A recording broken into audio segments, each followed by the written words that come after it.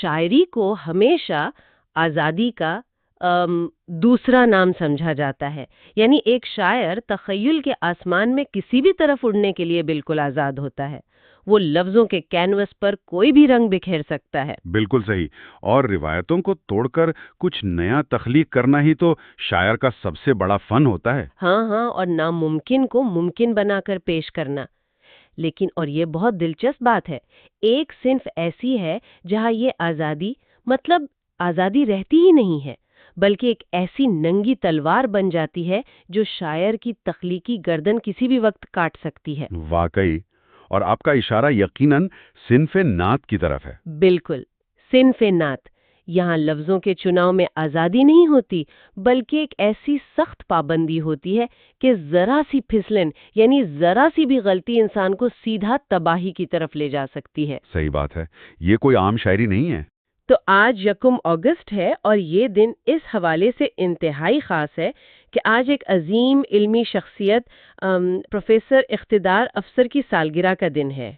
کیا بات ہے، آج ان کی سالگرہ ہے؟ جی ہاں، اور آج کی اس گہری گفتگو میں، اس ڈیپ ڈائیو میں ہم ان کی عظیم کتاب نغمات فردوس کے صفحات کا تفصیلی مطالعہ کر رہے ہیں، جو کہ خود میں ایک بہت بڑا خزانہ ہے۔ بالکل۔ یہ کتاب نعت اور حمد کے اشعار پر مشتمل ہے اور اس نے بڑے بڑے نقادوں کو حیران کر دیا ہے۔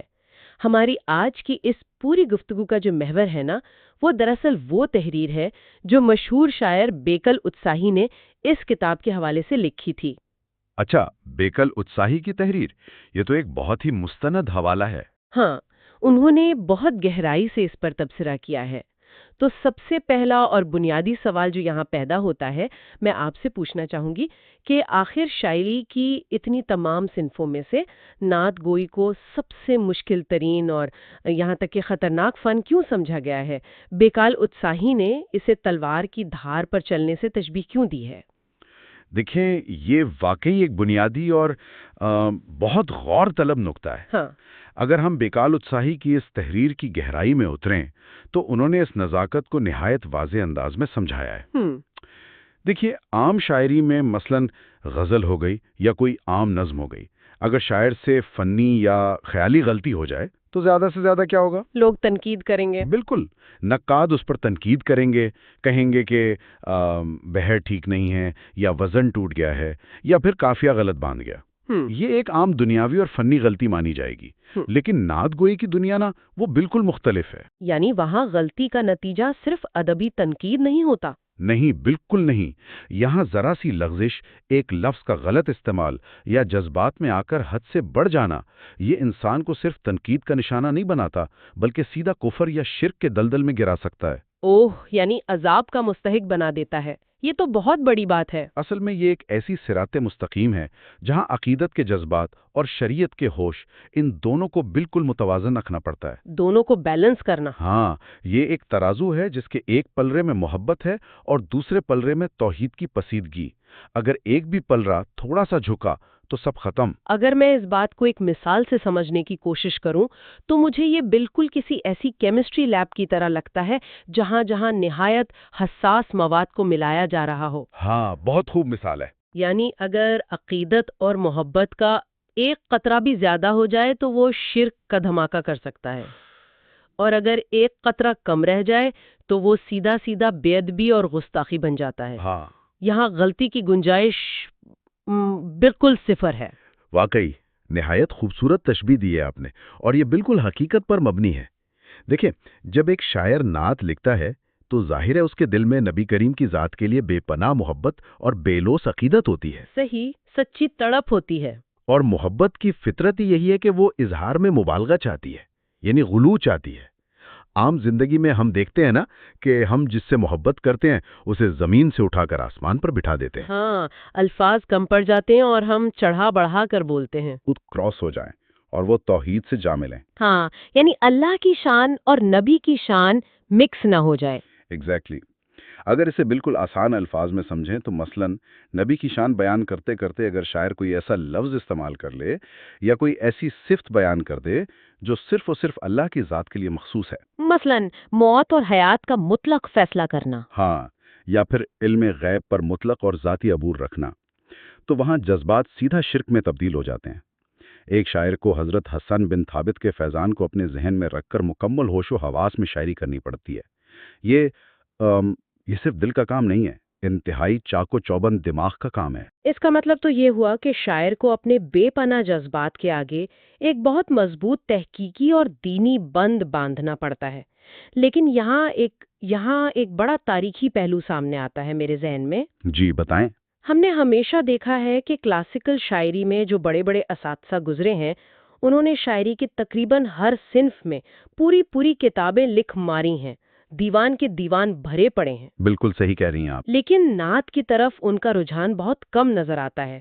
تو کیا اسی ڈر اور اسی احتیاط کی وجہ سے تاریخ کے عظیم شاعروں نے نعت لکھنے سے گریز کیا؟ بالکل، اور یہ ایک ایسی تاریخی حقیقت ہے جس پر بیکال اتساہی نے اپنی اس تحریر میں بہت گہرائی سے روشنی ڈالی ہے۔ اچھا، انہوں نے اس پر بھی بات کی ہے؟ ہاں، انہوں نے بتایا کہ تاریخ میں بڑے بڑے اساتذہ اور عظیم شاعروں نے قصدن یعنی جان بوجھ کر نعت لکھنے سے گریز کیا۔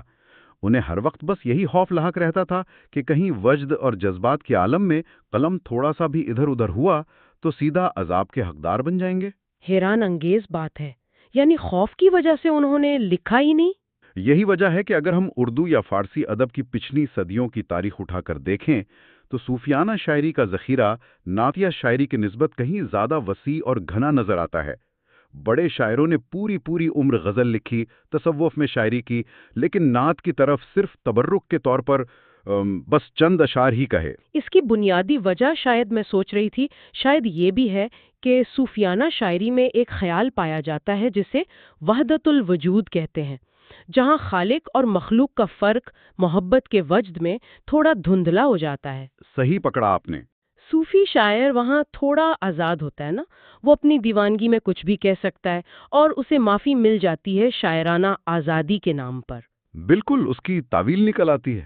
لیکن نعت جہاں تک مجھے سمجھ آ رہا ہے اس دھندلا پن کو بالکل برداشت نہیں کرتی۔ نعت میں خالق اور مخلوق، اللہ اور نبی کے درمیان ایک انتہائی واضح، ٹھوس اور قطعی دیوار موجود ہے جسے کسی بھی قیمت پر گرایا نہیں جا سکتا۔ آپ نے بالکل ٹھیک نشاندہی کی۔ تصوف میں شاعر کے پاس تخیل کی جو ایک لمبی دور ہوتی ہے وہ نعت میں آ کر بالکل سمٹ جاتی ہے۔ نعت شریعت کی ان سخت حدود کی پابند ہے جہاں فنکار کو اپنی وہ جو پوئٹک لائسنس ہوتی ہے نا وہ قربان کرنی پڑتی ہے۔ ہاں، وہاں آزادی نہیں رہتی۔ اور یہی وہ مقام ہے جہاں ہم پروفیسر اقتدار افسر کی اس کاوش یعنی نغمات فردوس کی اصلی قیمت کو سمجھ سکتے ہیں۔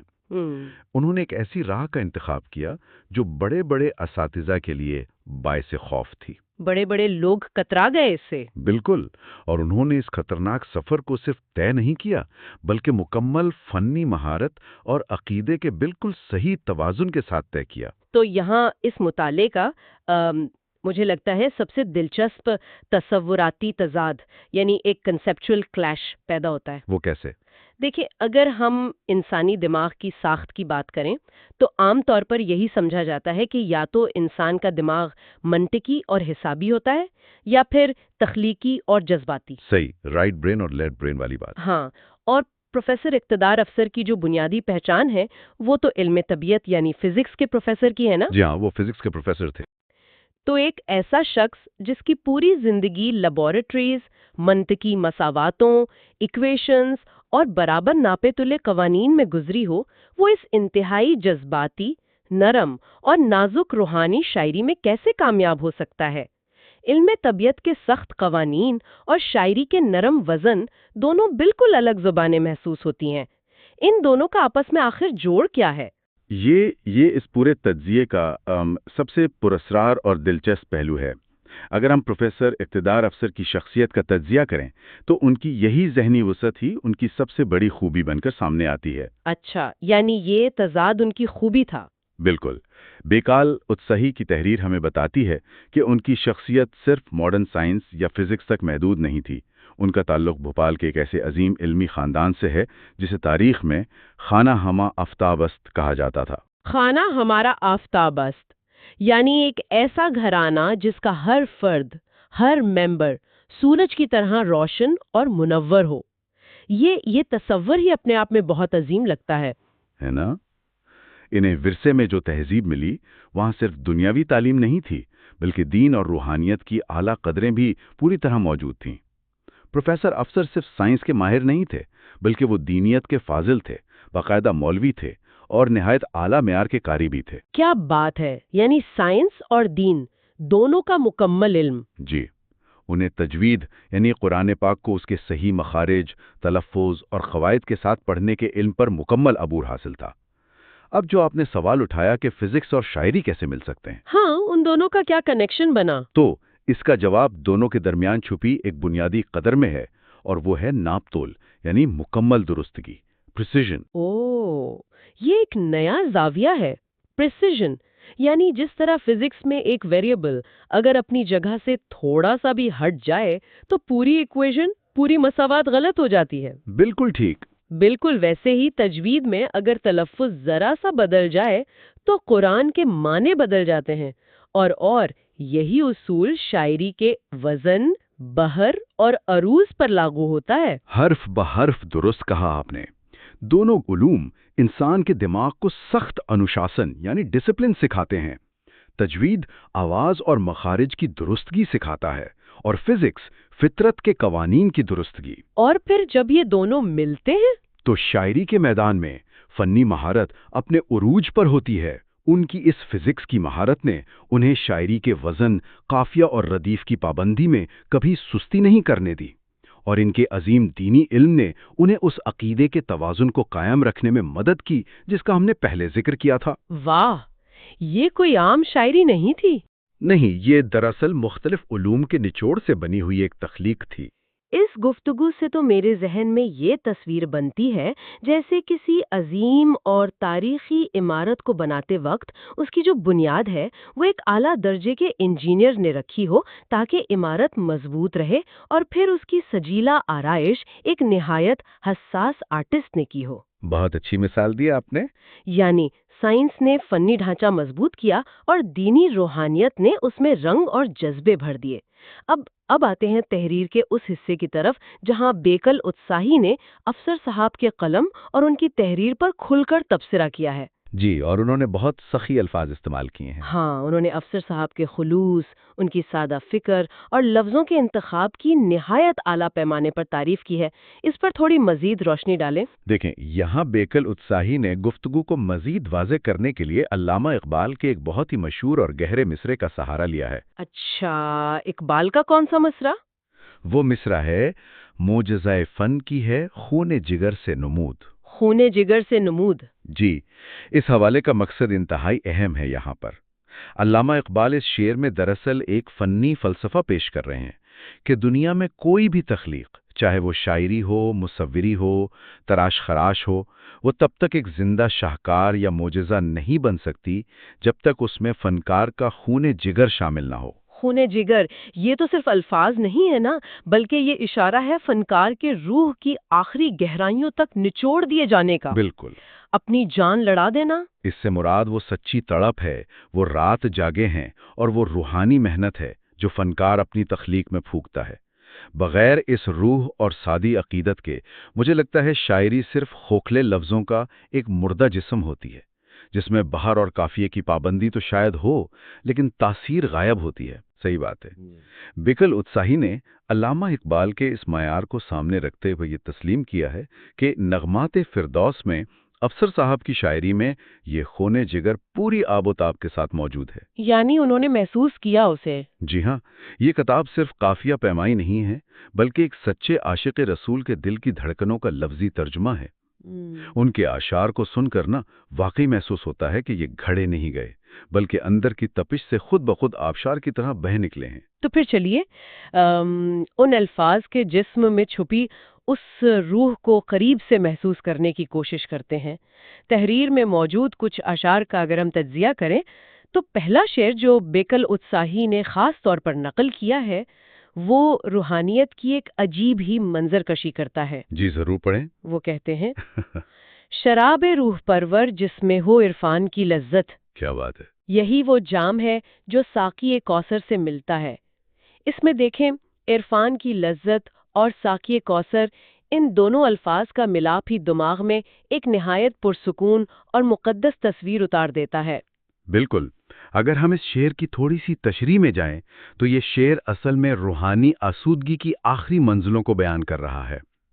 یہاں عرفان سے مراد ہے خدا کی سچی پہچان، اس کی معرفت اور اس کی ذات کا شعور۔ خدا کو پہچاننا؟ ہاں، افسر صاحب اس شعر میں ایک نہایت اہم دینی فلسفہ بیان کر رہے ہیں کہ یہ خدا کی معرفت کا جو جام ہے نا، جو بے قرار روح کو ہمیشہ کی تازگی بخش دیتا ہے، یہ کہیں اور سے حاصل نہیں ہوتا۔ یہ صرف ساقی کوثر سے ملتا ہے۔ ایگزیکٹلی، یہ صرف اور صرف نبی کریم کی بارگاہ سے، یعنی ساقی کوثر کے وسیلے سے نصیب ہوتا ہے۔ یہ اس ہوش و عقیدے کے توازن کا بہترین نمونہ ہے جس پر ہم نے گفتگو کے شروع میں بات کی تھی۔ ہاں، جہاں محبت اور توحید دونوں بچا کر رکھنے تھے۔ بالکل، شاعر نبی کی عظیم شان بیان کر رہا ہے، مگر انہیں ایک وسیلے کے طور پر پیش کر رہا ہے جو بندے کو سیدھا خدا کی پہچان تک لے جاتا ہے۔ یہاں محبت بھی عروج پر ہے اور توحید بھی بالکل سلامت ہے۔ یہ توازن واقعی حیرت انگیز ہے۔ اور اسی سفر میں تھوڑا آگے بڑھتے ہوئے ایک اور شعر جو ذہن پر بہت گہرا اثر چھوڑتا ہے اور جو تصور اور حقیقت کے فاصلوں کو ہی مٹا دیتا ہے۔ وہ کون سا ہے؟ سنیے گا۔ یہی جلوہ خدا ہے، اسی دل میں نور احمد۔ سبحان اللہ! کبھی روبرو ہے کعبہ، کبھی سامنے مدینہ۔ اس شعر کی وسعت دیکھیے۔ واقعی لاجواب۔ ایک چھوٹے سے گوشت کے لوتھرے یعنی دل کے اندر کعبہ اور مدینہ، دونوں عظیم ترین مقامات کی موجودگی کا احساس۔ کہا جاتا ہے نا کہ زمین اور آسمان جس خدا کو نہیں سما سکتے وہ مومن کے دل میں سما جاتا ہے۔ یہاں افسر صاحب نے اس قول کو مکمل شاعری کا روپ دے دیا ہے۔ دیکھیں، اس شعر میں جو فنی تشبیہات کا بدلنا ہے نا، وہ واقعی لاجواب ہے۔ شاعر نے فزیکل جیوگرافی یعنی دنیا کے فاصلوں کو بالکل ختم ہی کر دیا ہے۔ ہاں، فزیکل دوری تو رہی ہی نہیں۔ اور دل کو ایک شفاف آئینہ بنا دیا ہے۔ جب شاعر اپنے اندر کی گہرائیوں میں جھانکتا ہے تو اسے سفر کر کے مکہ یا مدینہ جانے کی ضرورت محسوس ہی نہیں ہوتی، بلکہ اسے خدا کا جلوہ اور نبی کا نور اپنے وجود کے اندر ہی دھڑکتا ہوا محسوس ہوتا ہے۔ یہ سچی محبت کا نتیجہ ہے۔ بالکل۔ بیکار اتساہی نے اس قسم کے اشعار کے بارے میں ہی یہ تبصرہ کیا ہے کہ جب نبی سے محبت کی سچی تڑپ اور فراق کی لگن ہوتی ہے نا، اور جب ملنے کی بے چینی اپنی انتہا کو چھو لیتی ہے تو الفاظ خود نکلتے ہیں۔ تو پھر جذبات دماغ کی پابندیوں سے آزاد ہو کر خود بخود بالکل بے ساختہ اشعار کا روپ دھارنے لگتے ہیں۔ ان اشعار کو بناوٹ کی ضرورت ہی نہیں پڑتی، یہ بس جذبے کی گود سے جنم لیتے ہیں۔ اس تڑپ کا جہاں ذکر آیا ہے، تحریر میں ایک تیسرا شعر بھی شامل ہے جو اس درد ہجر یعنی جدائی کے درد اور اس کے آخری انجام کو بیان کرتا ہے۔ بیکال اتساہی نے اسے خاص اہمیت دی ہے اس تجزیے میں۔ جی، وہ ہجر والا شعر ضرور سنائیں۔ شعر کچھ اس طرح سے ہمارے سامنے آتا ہے کہ خدا ہی جانتا ہے کیسے تڑپا ہوں جدائی میں دل میں زخم ہجر اور درد فرقت لے کے آیا ہوں۔ کیا درد ہے! لپٹ کر ان کے دامن سے میں کہہ دوں گا یہ محشر میں میرے آقا میں امید شفاعت لے کے آیا ہوں۔ جب کوئی بھی، میں کہتی ہوں، کوئی عام قاری بھی اس شعر کو غور سے سنتا ہے تو پہلے مصرے میں چھپی ہوئی انتہائی بے بسی اسے محسوس ہوتی ہے، اور پھر آخری مصرے تک پہنچتے پہنچتے وہی بے بسی ایک بہت بڑی اور آخری امید میں بدل جاتی ہے۔ اگر ہم اس اشعار کے سلسلے کو زندگی کی وسعت کے حوالے سے دیکھیں نا، تو شاعر یہاں دنیا کے محدود وقت کو اور روز محشر کے لامحدود وقت کو آپس میں ملا رہا ہے۔ یعنی دنیا اور آخرت دونوں ایک صفحے پر۔ جی، زندگی کیا ہے؟ شاعر کی نظر میں یہ صرف اور صرف ہجر کا وقت ہے، نبی سے جدائی کا دور ہے جس کی وجہ سے روح پر گھاؤ لگے ہیں۔ لیکن اور یہی بات اہم ہے، دنیا میں ان زخموں کا مرہم نہیں ڈھونڈا جا رہا۔ ہاں، انہوں نے دنیا سے امید ہی نہیں لگائی۔ بالکل، وہ مرہم اور وہ آخری سکون سیدھا محشر کے عظیم میدان میں نبی کی شفاعت سے متوقع ہے۔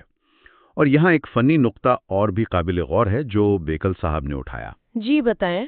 عام طور پر جب شاعر اتنے شدید درد اور امید کے جذبات بیان کرتا ہے تو جذبات الفاظ پر حاوی ہو جاتے ہیں اور شاعر قافیے یا وزن کی کوئی نہ کوئی فنی غلطی کر بیٹھتا ہے، جذبات میں ہوش کھو بیٹھتا ہے۔ ہاں، لیکن بیکل اتساہی جو خود فن شاعری کے استاد کامل تھے، انہوں نے تحریر میں ایک بہت اہم تصدیق کی ہے۔